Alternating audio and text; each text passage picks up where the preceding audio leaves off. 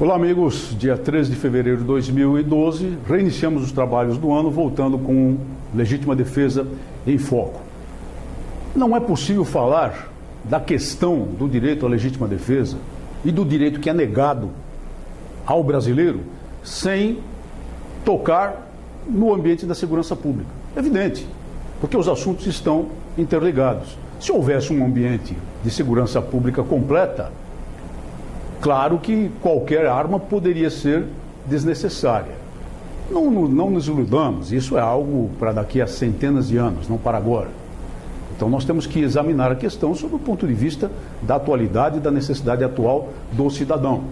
Falaremos neste programa, por exemplo, de legítima defesa, de direito à legítima defesa, de restrições ao direito de legítima defesa que se impõem no nosso país e em outras partes, sob a ótica da segurança pública ou tendo como fundo o cenário da segurança pública.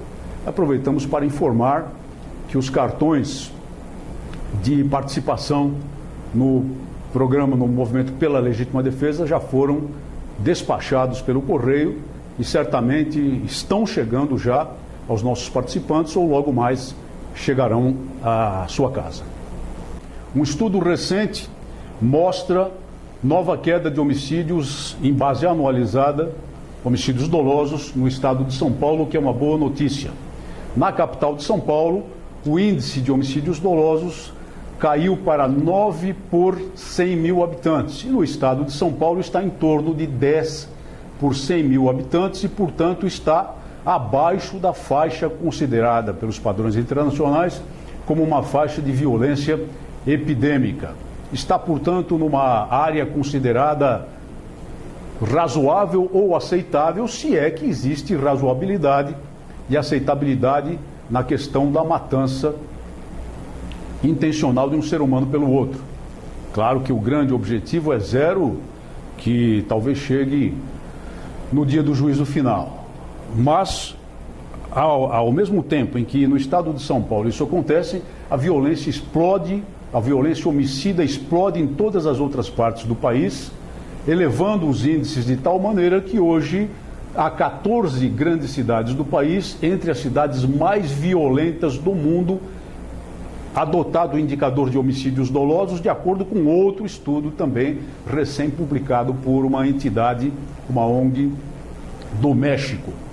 Por exemplo, Alagoas, Maceió, capital do estado de Alagoas, é uma das cidades, é a terceira cidade no estudo mais violenta em termos de índices de homicídios por grupo de 100 mil habitantes. E sabem que esta Alagoas, como nós já dissemos em vários outros programas, eu vou relembrar aqui, o estado de Alagoas, e muito particularmente a cidade de Maceió, são exatamente o estado e a cidade que mais se desarmaram nas campanhas lacrimosas de desarmamento do governo federal. São as cidades que mais entregaram armas, levando em consideração o número de armas entregues por grupo de 10 mil habitantes que tem sido utilizado nos estudos do governo federal. É a cidade que mais entrega armas e a cidade onde a violência homicida não para de crescer, não para de subir. E é claro que isso vai acontecer.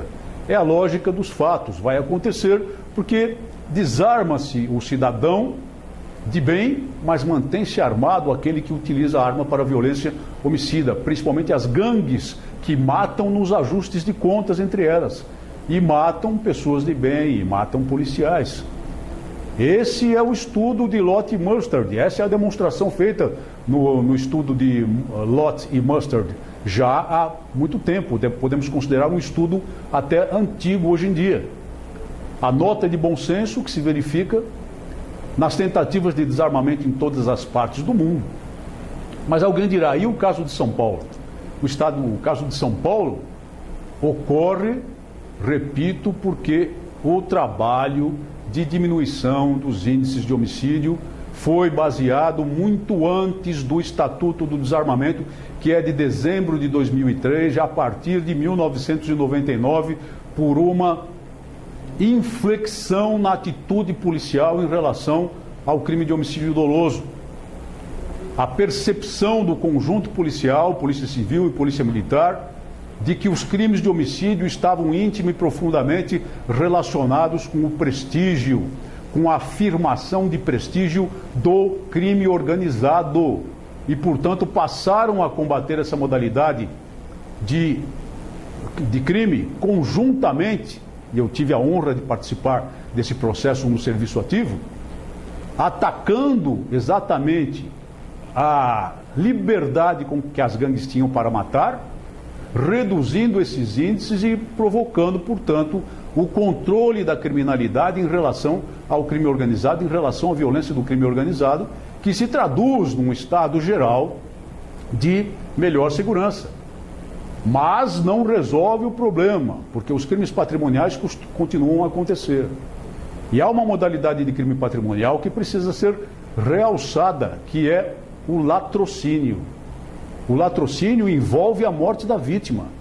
Latrocínio é matar para roubar, ou matar para assegurar o produto do roubo. Então, o crime de latrocínio, embora tecnicamente seja um crime contra o patrimônio, sob o ponto de vista do Código Penal, seja um crime contra o patrimônio, é em essência um crime contra a vida. E o que acontece desses índices em São Paulo? Aumentaram 20% no ano passado. Aumentaram, eu vou repetir, 20% no ano passado. Foram 306 pessoas mortas durante roubos, ou seja, 306 casos de latrocínio com aumento de 20%.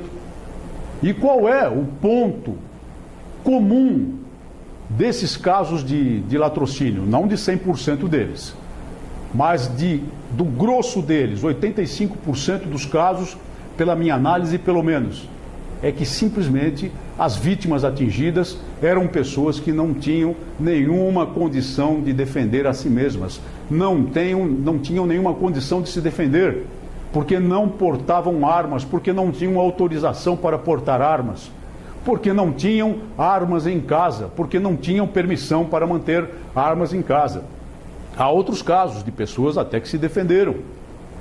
Há outros casos até de policiais que se defenderam, mas acabaram sendo vítimas de latrocínios também. E é por isso que não é a totalidade dos casos. Mas é o grosso do número de casos de vítimas indefesas, de vítimas que morrem nas mãos dos criminosos porque não têm condições de se defender, porque o Estado brasileiro nega a elas condição de se defender, apesar do referendo de 2005 e apesar das alegadas disposições do Estatuto do Desarmamento que declaram o direito à posse e, em casos mais excepcionais, ao porte de armas de fogo por parte das pessoas de bem. Declaram, mas a estrutura burocrática orientada do Ministério da Justiça não permite que esse direito se cristalize na vida real, se cristalize na prática. E pelo mundo todo nós verificamos exatamente a confirmação da arrogância, a confirmação do cinismo, da burocracia, do poder, que desarma as pessoas de bem, que desarma as pessoas que interessa desarmar e mantém armadas aquelas que interessa manter armadas. Na Venezuela, cenas recentes mostram crianças de um grupo de apoio ao ditador, ao proto-ditador Hugo Chávez, com máscaras no rosto e armas nas mãos. Crianças. As armas aqui são réplicas, segundo o noticiário internacional. Mas no Brasil, até as réplicas de arma de fogo são proibidas.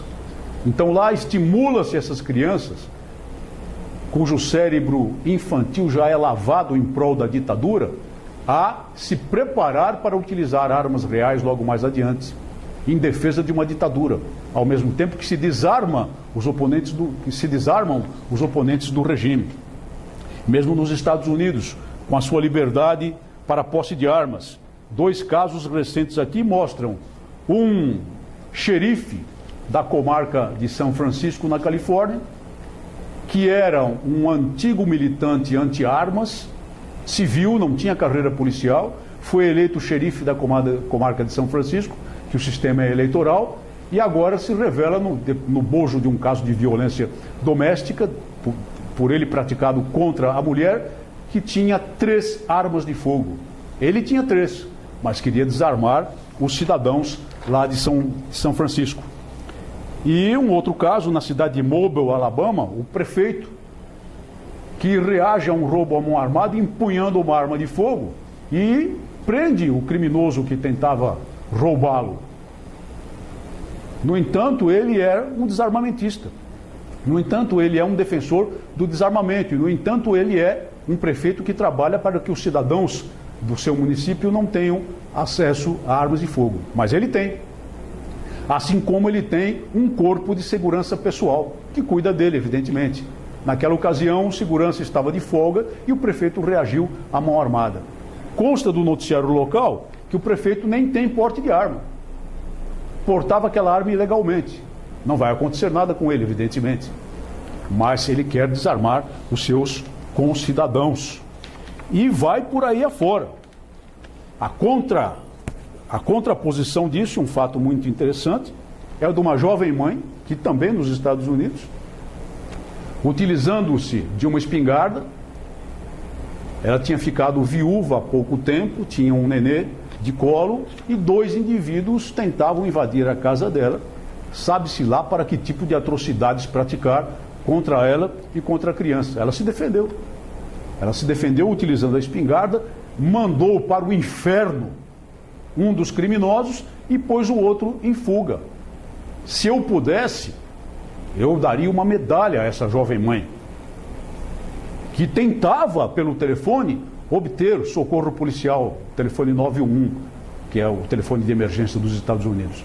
Ela tentava obter apoio policial.